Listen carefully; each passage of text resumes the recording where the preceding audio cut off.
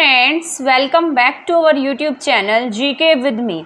तो आज की इस क्लास में हम पढ़ना शुरू करेंगे मॉडर्न हिस्ट्री का नेक्स्ट जो टॉपिक है उसके बारे में। जैसा कि आपको पता है, इससे पहले हम बहुत सारी क्लासेस सोशल साइंस की पढ़ चुके हैं जो आपके चंडीगढ़ पीआरटी के लिए इम्पोर्टेंट रहने वाली हैं। इसके साथ साथ अगर आप हरियाणा ग्रुप डी एग्ज़ाम की प्रिपरेशन कर रहे हैं या किसी अदर एग्ज़ाम की तैयारी कर रहे हैं तो उसके लिए भी ये क्लासेस आपकी हेल्पफुल रहने वाली हैं। अगर आपने पहले वाली क्लासेस नहीं देखी हैं तो प्लेलिस्ट बनी हुई है, वहाँ से जाकर आप हमारी क्लासेस चेक कर सकते हैं। तो पहले मैं बता देती हूँ कि आज की क्लास में हम क्या पढ़ने वाले हैं। ये क्लास ना as compare to other classes आपकी लेंथ ही रहेगी। अब मैंने सोचा है कि आपकी जो क्लासेस है ना उनका मतलब पहले 15 to 20 मिनट्स की क्लास होती थी, अब 30 मिनट्स के आसपास की क्लास रहेगी। उसमें आपका जो सिलेबस है ना वो जल्दी कंप्लीट हो जाएगा। जैसे इस क्लास में मैंने ऐड किया है गांधी इरविन समझौता है, इसके साथ साथ सेकंड गोलमेज सम्मेलन है, इसके साथ साथ जैसे विंस्टन चर्चिल और ये सांप्रदायिक पंचाट, पूना पैक्ट, सेकंड सविनय अवज्ञा आंदोलन, ये सारे के सारे मैंने इसमें ऐड कर दिए हैं। इसका त्रिपुरी संकट था, फिर थर्ड गोलमेज सम्मेलन हुआ। इसके बाद जो हमारे बीच में पॉइंट्स रह गए थे, जैसे स्वराज पार्टी की स्थापना हुई थी बीच में, इसके साथ साथ साइमन कमीशन आया था, ठीक है, इसके साथ नेहरू रिपोर्ट आई थी, बारदोली सत्याग्रह हुआ था, जिन्ना रिपोर्ट थी और लाहौर अधिवेशन था। ये सारे ना इंपॉर्टेंट थे तो मैंने इसको लास्ट में ऐड कर दिया ताकि आपके रह ना जाएं। तो अब हम स्टार्ट कर देते हैं इसको पढ़ना। जैसा कि सबसे पहले आप देख रहे हैं गांधी इरविन समझौता। तो जो गांधी इरविन समझौता है, मैंने आपको बताया था पिछली क्लास में, मैंने आपको पढ़ाया था कि गांधी जी 11 मांग लेकर आए थे जिसके मतलब जो इरविन के सामने रखना चाहते थे कि इनको पूरा कर दिया जाए, लेकिन इरविन ने उसके ऊपर कोई ध्यान नहीं दिया। तो गांधी जी ने क्या शुरू कर दिया, सविनय अवज्ञा आंदोलन शुरू कर दिया। अब इरविन ये चाहता था कि कैसे ना कैसे करके जो गांधी जी हैं वो सविनय अवज्ञा आंदोलन को खत्म कर दें। तो इसने एक चाल चली और गांधी जी के साथ में क्या कर लिया, एक समझौता कर लिया। तो उसे ही किस नाम से जानते हैं, गांधी इरविन समझौता के नाम से जानते हैं, जो 1931 में हुआ है। तो गांधी इरविन समझौता कब हुआ, 1931 में। तो ये डेट आपको याद रख लेनी है। मतलब अब इसके बारे में जान लेते हैं। जिस समय आंदोलन अपने चरम उत्कर्ष पर था उसी समय वायसराय इरविन ने गिरफ्तार कांग्रेस नेताओं को रिहा करने की पहल पर महात्मा गांधी को बातचीत करने के लिए क्या किया, आमंत्रित किया। ये इस लाइन का मतलब ये है कि जिस समय में ना सविनय अवज्ञा आंदोलन जो था वो अपने चरम उत्कर्ष पर था, यानी कि वो जो आंदोलन था वो बहुत ज़्यादा एक तरीके से एक्टिव हो चुका था, वो बहुत ज़्यादा लोगों के बीच में एक्टिव हो गया था। तो उस समय जो इरविन है, इरविन ने सोचा कि क्यों ना कुछ ऐसा किया जाए जिससे जो ये आंदोलन है वो अपने आप खत्म हो जाए। तो उसने गांधी जी को इन्वाइट किया अपने पास की आप यहाँ पर आइए, हम किसी मुद्दे पर बात करेंगे। तो वो बात ये थी कि कांग्रेस नेता जो हैं उनको जिनको भी किसी ना किसी वजह से जेल हो गई थी उन्हें क्या करने की बात कही, इन्होंने रिहा करने की बात कही, ठीक है। इसके साथ साथ जो गांधी इरविन समझौता है वो 1931 में हुआ है। इनकी जो प्रमुख शर्तें हैं उन शर्तों में जैसे गांधी के नेतृत्व में कांग्रेस किसको तैयार हो गई, सविनय अवज्ञा आंदोलन को समाप्त करने में तैयार हो गई। इसमें इरविन ने ऐसा कहा कि आप क्या कर दीजिए, सविनय अवज्ञा आंदोलन खत्म कर दीजिए। इसके साथ साथ कांग्रेस के जितने भी व्यक्ति हैं, मतलब जिन्होंने मतलब इनके खिलाफ कोई काम नहीं किया है या जो भी इनके व्यक्ति हैं उनको नुकसान पहुंचाने का काम नहीं किया है, तो उन्हें क्या कर दिया जाएगा, आज़ाद कर दिया जाएगा, उन्हें जेल से रिहा कर दिया जाएगा। तो गांधी जी इस बात को लेकर तैयार हो गए और इसी में क्या हुआ, जो कांग्रेस थी वो सविनय अवज्ञा आंदोलन को मतलब खत्म करने के लिए भी रेडी हो गई। कांग्रेस जो है सेकंड गोलमेज सम्मेलन में हिस्सा लेने के लिए भी तैयार हो गई और इसी के तहत इरविन ने जो गांधी जी हैं उन्हें किसके लिए तैयार कर दिया, सेकंड गोलमेज सम्मेलन के लिए लंदन में, मतलब कि वो क्या करेंगे, लंदन में गोलमेज सम्मेलन होंगी तो वहां पर पार्टिसिपेट करेंगे। तो इसके लिए गांधी जी तैयार हो गए। इसका जो आधार था, इन्होंने क्या कहा था कि हम क्या करेंगे, संवैधानिक सुधार लाने की व्यवस्था करेंगे। तो इसका आधार रहा था संवैधानिक सुधार, संघीय व्यवस्था। इसके साथ साथ उत्तरदायी शासन व्यवस्था लाई जाएगी, विदेशी मामले, अल्पसंख्यकों से जुड़े मामले आदि पर आधारित था, यानी कि इनसे रिलेटेड जो मामले होंगे वो मतलब अब कांग्रेस देख सकेगी। तो इस तरीके की कुछ शर्तें रखी गई थी जिसके आधार पर गांधी जी इरविन के साथ समझौता करने को तैयार हुए और वहां पर सेकेंड गोलमेज सम्मेलन में पार्टिसिपेट करने के लिए तैयार हो गए। इसके साथ साथ राजनीतिक बंदी जिनके विरुद्ध हिंसा के आरोप नहीं थे उन्हें क्या कर दिया गया, रिहा कर दिया गया। यहाँ पर ना एक मुद्दा आएगा, जैसे आपको पता है भगत सिंह भी इस समय क्या थे, मतलब जेल में थे। लेकिन गांधी जी ने उनको छुड़ाने की कोई भी बात नहीं की और सिर्फ इसी बात पर तैयार हो गए कि जो राजनीतिक बंदी हैं, मतलब जिन्होंने कोई हिंसा नहीं की है, इनके इंसानों को कोई परेशानी नहीं की या फिर किसी की हत्या नहीं की, उन्हें नहीं आज़ाद किया जाएगा, उन्हें आज़ाद कर दिया जाएगा। पर जैसे भगत सिंह थे, राजगुरु थे, सुखदेव थे, उनके लिए कोई भी बात नहीं कही गई। तो इसके लिए गांधी जी का विरोध भी बहुत ज़्यादा हुआ। विदेशी कपड़े और शराब की दुकानों पर शांतिपूर्ण धरने देने का अधिकार भी दे दिया गया। ठीक है, मतलब ये भी दे दिया जाएगा इन्हें ये अधिकार। इसके साथ साथ जो भारतीय हैं उन्हें नमक बनाने की अनुमति दे दी जाएगी, साथ साथ इस पर टैक्स नहीं लगेगा। गांधी इरविन समझौते की जो बात है वो कहाँ हुई? कराची समझौता 1931 में। मतलब ये जो सेशन था इसमें किसकी बात कही गई? गांधी इरविन समझौते की बात कही गई। अब इस समझौते की ना आलोचना भी की गई थी, तो आपको ये पता होना चाहिए कि इसकी आलोचना क्यों हुई। क्योंकि इसमें भगत सिंह अपने साथ, जो भगत सिंह थे उनके साथी थे राजगुरु सुखदेव, उनकी रिहाई की कोई बात नहीं कही गई। सिर्फ उन लोगों को आज़ाद करने की सिर्फ उन लोगों को आज़ाद करने की बात कही गई है इसमें, जो कि मतलब जिन्होंने कोई भी मतलब हिंसा नहीं फैलाई। सिर्फ उन लोगों को आज़ाद करने की बात कही गई और उन्हें ही आज़ाद किया गया। राजगुरु सुखदेव, भगत सिंह, इनके बारे में कोई बात नहीं हुई। तो यहाँ पर ये पॉइंट था इनकी आलोचना का, गांधी जी की आलोचना का। और गांधी जी ने यहाँ पर जैसे सविनय अवज्ञा आंदोलन भी वापस ले लिया, जबकि वो क्या था, बहुत अच्छे चरम पर चल रहा था, अच्छा काम चल रहा था उस समय में। तो ये एक नेगेटिव पॉइंट उभर कर सामने आया था। इसके बाद है सेकंड गोलमेज सम्मेलन। सेकंड गोलमेज सम्मेलन के बारे में हम पढ़ लेते हैं, जिसमें गांधी जी गए थे। तो ये 7 सितंबर 1931 से 1 दिसंबर 1931 तक रहा। इसमें कांग्रेस के एकमात्र प्रतिनिधि गांधी जी ने क्या लिया? हिस्सा लिया था। तो आपसे पूछा जाए गांधी जी कौन से गोलमेज सम्मेलन में गए थे, तो ये सेकंड गोलमेज सम्मेलन में गए थे। 1931 में सेकंड गोलमेज सम्मेलन हुआ था। पहले गोलमेज सम्मेलन में गांधी जी नहीं गए, तीसरे सम्मेलन में भी गांधी जी नहीं गए थे। इसके बाद यहाँ पर सेकंड गोलमेज सम्मेलन में यहाँ पर रेनाल्ड मैकडोनाल्ड, ब्रिटेन के पीएम सैमुअल होर, भारत सचिव और वेलिंगटन, जो वेलिंगटन थे भारत के वॉइसरॉय, ये सभी सेकंड गोलमेज सम्मेलन में मौजूद थे। तो इसमें उस समय पूछा जा सकता है कि भारत के वॉइसरॉय कौन थे, तो उस समय भारत के वॉइसरॉय यहाँ पर वेलिंगटन थे। ठीक है, सैमुअल होर भारत के सचिव और वेलिंगटन भारत के वॉइसरॉय थे। तो ये सारे के सारे सेकंड गोलमेज सम्मेलन में उस टाइम पर मौजूद थे। इसके बाद सांप्रदायिक समस्या पर, लेकिन जैसे ही वहां पर सेकंड गोलमेज सम्मेलन का आयोजन किया जा रहा था, तो वहां पर ना बाकी और सदस्य भी गए हुए थे, जैसे आपके भीमराव अंबेडकर जी हैं, वो भी यहाँ पर मौजूद थे। तो यहाँ पर ना गांधी जी के बीच में और अंबेडकर जी के बीच में आपसी विवाद हो गया, और ये सांप्रदायिकता पर था। सांप्रदायिकता यानी कि आप कह सकते हैं एक तरीके से सीटों के बंटवारे को लेकर था। अलग से निर्वाचक मंडल की बात कही गई थी, जैसे वो चाहते थे कि हमारी भी कुछ सीटें अलग से हों, लेकिन गांधी जी इसके विरुद्ध हो गए और दोनों की वहां पर क्या हो गई, तू मैं हो गई। इस बात पर वो बिल्कुल असफल रहा। कोई भी बात आपस में ही मतभेद हो गया तो वो अपनी बात कैसे मनवा पाते। तो सांप्रदायिक समस्या पर विवाद के कारण असफल रहा। डॉक्टर अंबेडकर ने पृथक निर्वाचक मंडल की मांग की थी। तो मैंने अभी आपको बताई अपनी अलग से सीट चाहते थे, तो इन्होंने क्या कहा कि हमें क्या दे दिया जाए, अलग से निर्वाचक मंडल दिया जाए। लेकिन गांधी जी ने इसे स्वीकार नहीं किया, गांधी जी ने इसे अस्वीकार कर दिया। तो इसलिए ये जो सम्मेलन था, सेकेंड गोलमेज सम्मेलन था, ये क्या रहा, असफल रहा। तो इन दोनों के मतभेद का कारण था, जिस वजह से गोलमेज सम्मेलन क्या हो गया, आपस में मतलब असफल हो गया। अब जब गांधी जी गोलमेज सम्मेलन से लौटकर वापस इंडिया आएंगे तो वो किससे मिलना चाहेंगे, वेलिंगटन से मिलना चाहेंगे। लेकिन वो जो वेलिंगटन होगा वो गांधी जी से मिलने से मना कर देगा। इसके साथ साथ जो गांधी इरविन समझौता होगा वो भी रद्द हो जाएगा। तो यहाँ पर ना सेकेंड गोलमेज सम्मेलन से, राउंड टेबल से कुछ भी फाइनल डिसीजन नहीं निकल कर आया। ये असफल रहा। जितनी बड़ी बड़ी बातें कही गई थी उनमें से कुछ भी सफल नहीं हो पाई। इसके साथ साथ जो सविनय अवज्ञा आंदोलन था वो भी खत्म हो गया था। और ये जो मतलब जो ब्रिटिशर्स थे उनकी चाल भी यही थी कि कैसे ना कैसे करके जो गांधी जी के द्वारा आंदोलन चलाया जा रहा है उसे खत्म किया जाए, और वो ये ऐसा करने में सफल भी रहे। इसके बाद है सेकेंड सविनय अवज्ञा आंदोलन। इसे हम सेकेंड सविनय अवज्ञा आंदोलन के नाम से जानते हैं। ये गांधी जी ने इसके बाद दोबारा जब ये इंडिया आए तो उसको फिर से स्टार्ट कर दिया।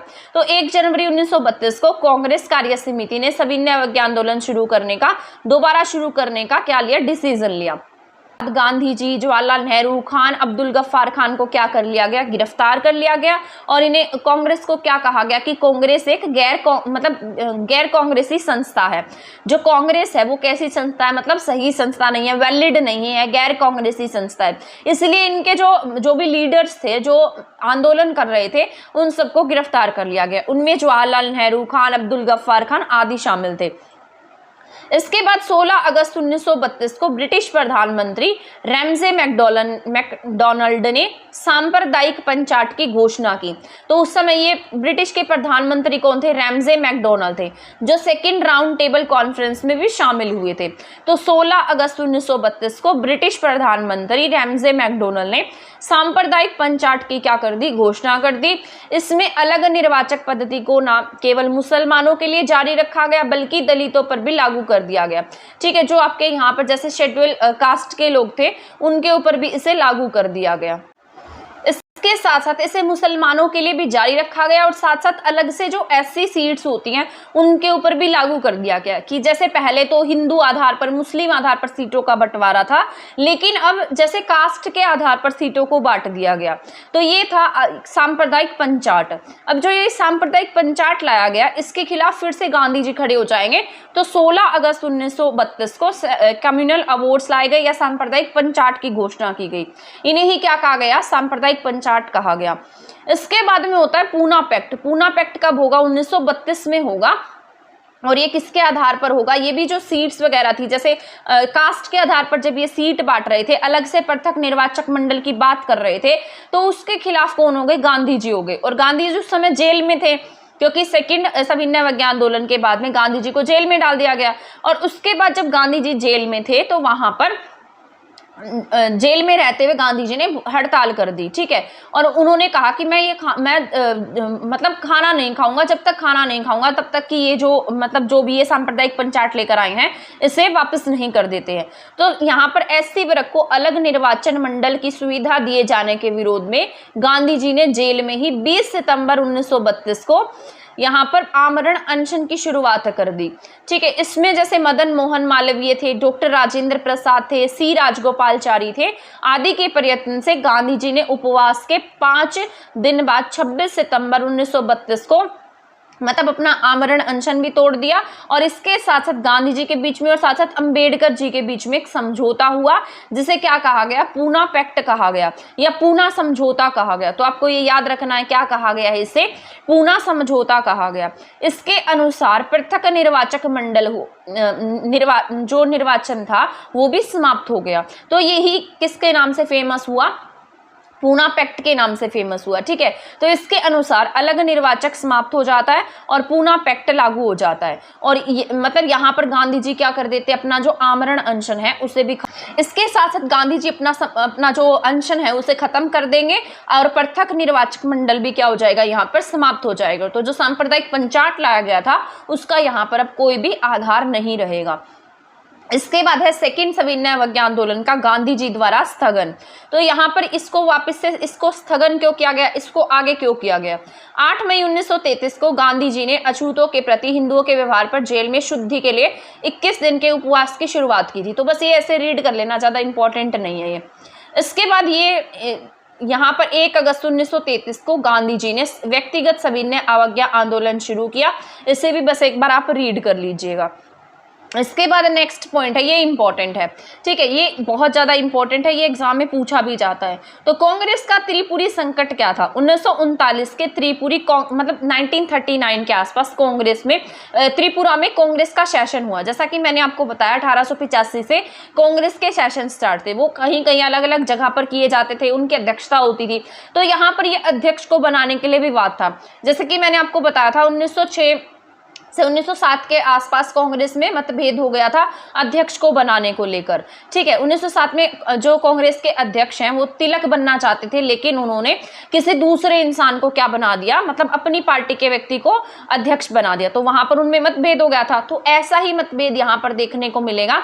1939 के त्रिपुरी कांग्रेस के वार्षिक अधिवेशन में जो सुभाष चंद्र बोस हैं वो फिर से क्या बन जाते हैं, अध्यक्ष बन जाते हैं। इससे पहले 1938 में भी सुभाष चंद्र बोस क्या होते हैं, कांग्रेस के अध्यक्ष होते हैं। लेकिन गांधी जी ऐसा नहीं चाहते कि सुभाष चंद्र बोस क्या बन जाएं, अध्यक्ष बन जाएं, तो वो अपना एक कैंडिडेट खड़ा कर देते हैं जिनका नाम होता है पट्टाभी सीतारमैया। जब पट्टाभी सीतारमैया सुभाष चंद्र बोस के अपोजिशन में खड़े होते हैं तो सुभाष चंद्र बोस क्या करते हैं, जीत जाते हैं और पट्टाभी सीतारमैया हार जाते हैं। और इस वजह से गांधी जी क्या करते हैं, फिर से मतलब अनशन शुरुआत कर देते हैं और बाहर धरने पर बैठ जाते हैं कि जब तक ये सुभाष चंद्र बोस जी जो हैं मतलब अध्यक्ष पद से नहीं हटेंगे या फिर इसे मेरे दिए हुए कैंडिडेट को नहीं बनाया जाएगा तब तक मैं नहीं जाऊंगा, मैं कांग्रेस से त्याग देता हूं, मतलब इस तरीके की बातें करते हैं।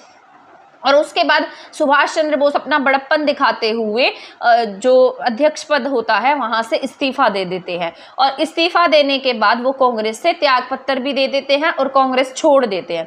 तो यही था त्रिपुरी संकट या कांग्रेस का त्रिपुरी संकट 1939 का। तो एक बार हम इसे रीड कर लेते हैं। 1939 के त्रिपुरी कांग्रेस के वार्षिक अधिवेशन में सुभाष चंद्र बोस फिर से क्या बन जाते हैं, अध्यक्ष बन जाते हैं तथा पट्टाभी सीतारमैया की हार बताया तथा इसको क्या कहा उन्होंने कि ये मेरी हार नहीं है, किसकी है, मतलब सॉरी इसमें ना पट्टाभी सीतारमैया क्या करते हैं, हार जाते हैं। और ये गांधी जी क्या चाहते थे कि ये क्या बन जाएं, अध्यक्ष बना दिए जाएं, लेकिन सुभाष चंद्र बोस क्या बन जाते हैं, अध्यक्ष बनते हैं और फिर वो अपना इस्तीफा दे देते हैं 1939 में ही। और ऐसा गांधी जी की वजह से होता है, ठीक है। इसके बाद में सुभाष चंद्र बोस के बाद किसे अध्यक्ष बनाया जाता है, तो डॉक्टर राजेंद्र प्रसाद सुभाष चंद्र बोस की जगह क्या बन जाते हैं, अध्यक्ष बन जाते हैं। तो ये पॉइंट आपको याद रख लेना है, ठीक है। कौन बनते हैं इसके बाद में, सुभाष चंद्र बोस जो है वो क्या बन जाते हैं, मतलब सुभाष चंद्र बोस के बाद में डॉक्टर राजेंद्र प्रसाद क्या बनते हैं, सुभाष चंद्र बोस की जगह अध्यक्ष बन जाते हैं।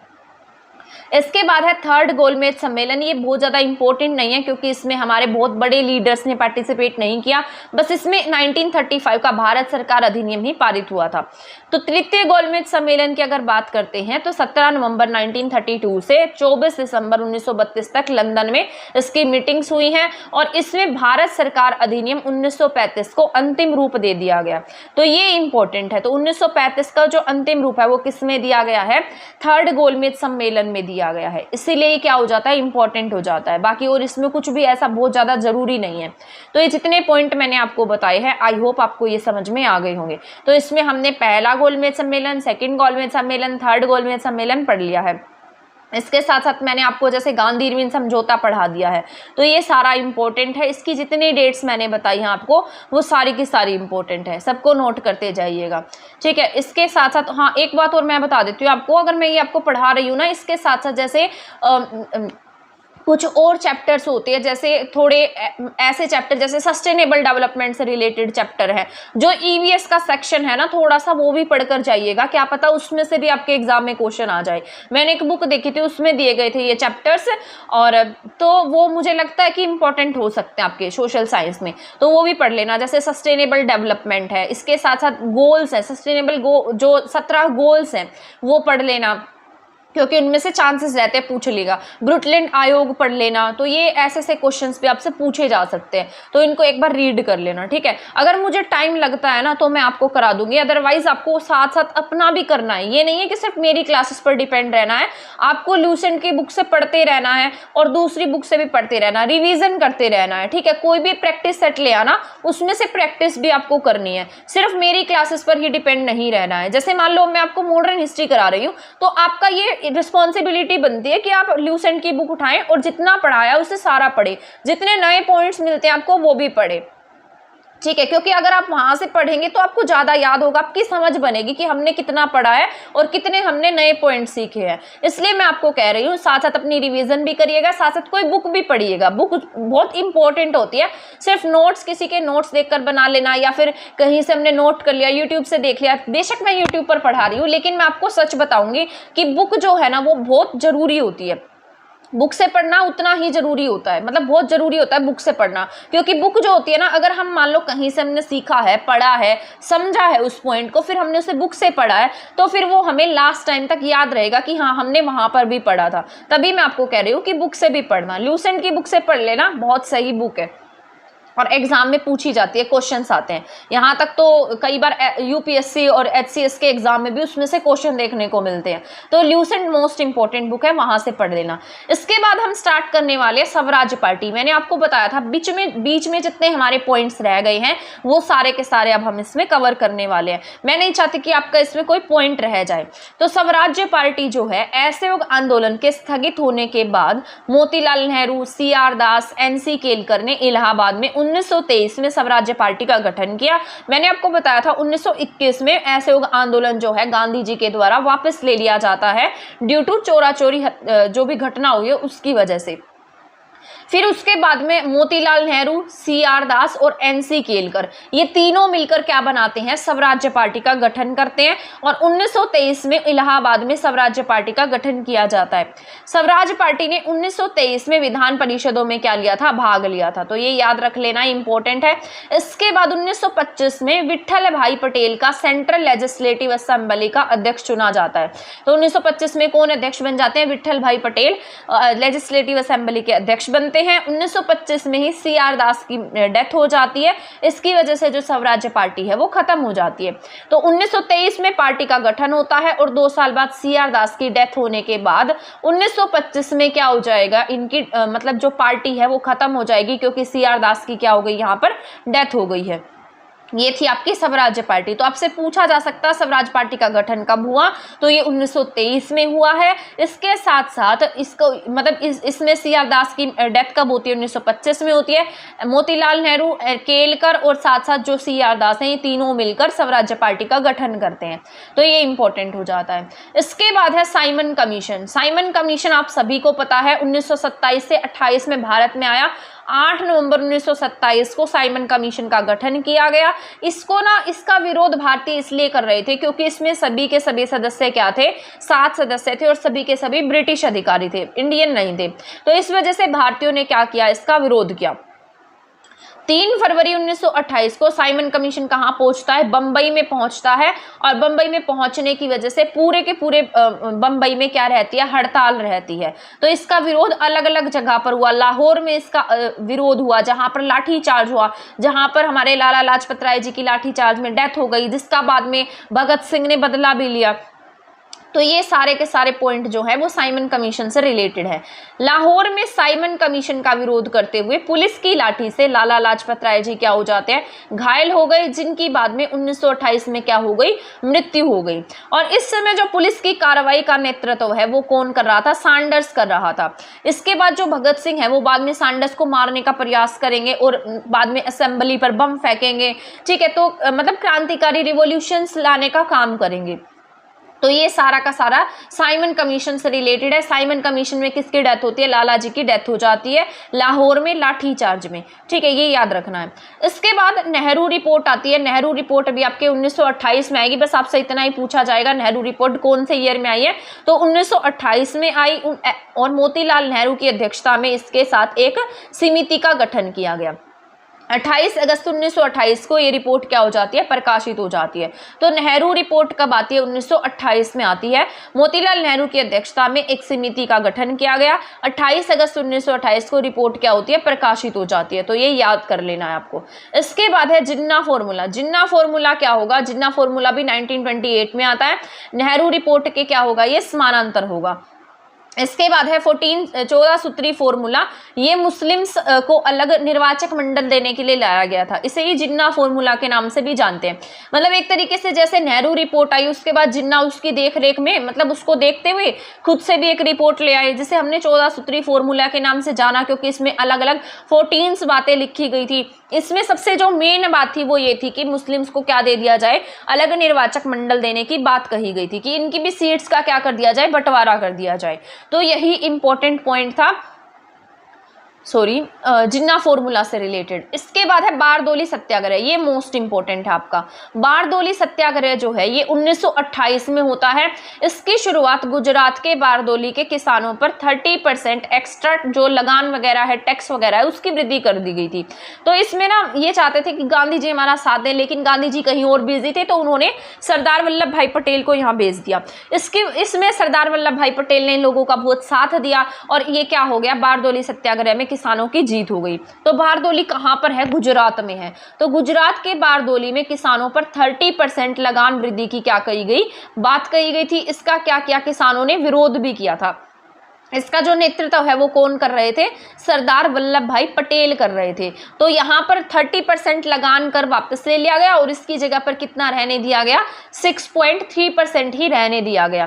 तो इसकी वजह से जो वहाँ की महिलाएं थी, वहाँ के किसान थे, बहुत ज़्यादा खुश हुए और जो वहाँ की महिलाएं थी उन्होंने वल्लभ भाई पटेल को भाई और सरदार की उपाधि से सम्मानित किया, सरदार की उपाधि दी थी।